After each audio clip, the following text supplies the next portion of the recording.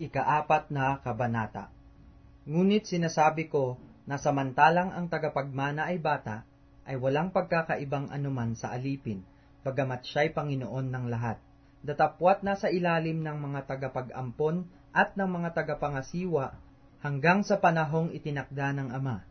Gayon din naman tayo, nang tayo'y mga bata pa, tayo'y nasasakop ng pagkaalipin sa ilalim ng mga pasimulang aral ng sanglibutan.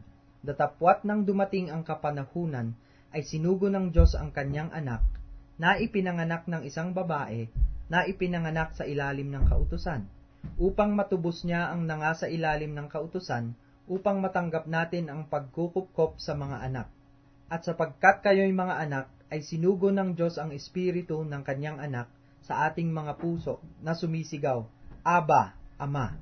Ano pat hindi ka naalipin kundi anak, at kung anak, ay tagapagmana ka nga sa pamamagitan ng Diyos. Gayon man ng panahong yaon, sa hindi ninyo pagkakakilala sa Diyos, kayo'y nasa pagkaalipin ng sa katutubo ay hindi mga Diyos.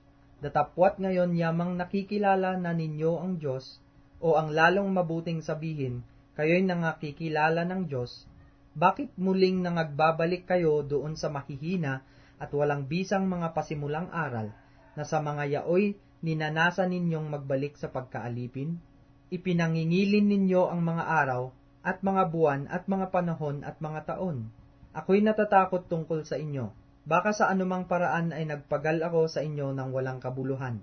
Ipinamamanhik ko sa inyo, mga kapatid, na kayo'y mangagsitulad sa akin, sapagkat ako'y katulad din ninyo. Wala kayong ginawa sa aking anumang kasamaan. Datapwat nalalaman ninyo na dahil sa sakit ng laman, ay ipinangaral ko sa inyo ang ebanghelyo ng pasimula. At yaong sa inyo'y isang tukso sa aking laman, ay hindi ninyo inalipusta, ni itinakwilman, kundi ako'y tinanggap ninyong tulad sa isang anghel ng Diyos, tulad kay Kristo Jesus. Saan nga naroon yaong inyong kapalaran? Sapagkat pinatototohanan ko sa inyo, na, kung mangyayari, ay inyong dinukit sana ang inyong mga mata at ibinigay sa akin.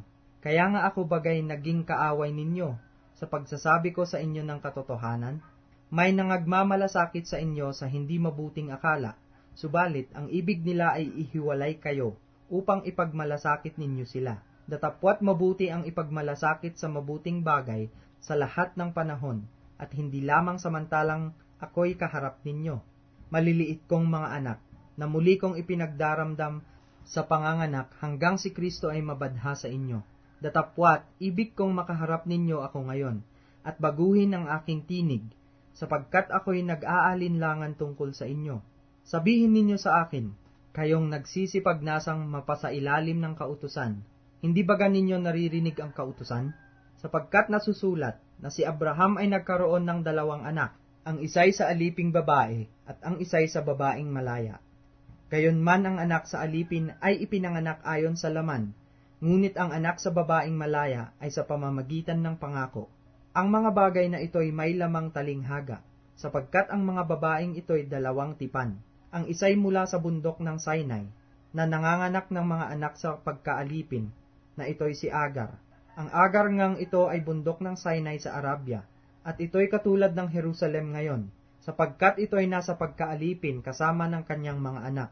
Ngunit ang Jerusalem na nasa itaas ay malaya, na siyang ina natin, sapagkat nasusulat, magsaya ka, o baog na hindi nanganganak, mabiglang umawit at humiyaw ka, ikaw na hindi nagdaramdam sa panganganak, sapagkat higit pa ang mga anak ng pinabayaan kaysa mga anak ng may asawa. At tayo, mga kapatid, tulad ni Isaac, ay mga anak sa pangako. Datapwat kung papaanong yaong ipinanganak ayon sa laman, ay nag-usig sa ipinanganak ayon sa espiritu, ay gayon din naman ngayon. Gayon man, ano ang sinasabi ng kasulatan? Palayasin ang aliping babae at ang kanyang anak, sapagkat hindi magmamana ang anak ng babaeng alipin na kasama ng anak ng babaeng malaya. Kaya nga, mga kapatid, hindi tayo mga anak ng babaeng alipin, kundi ng babaeng malaya.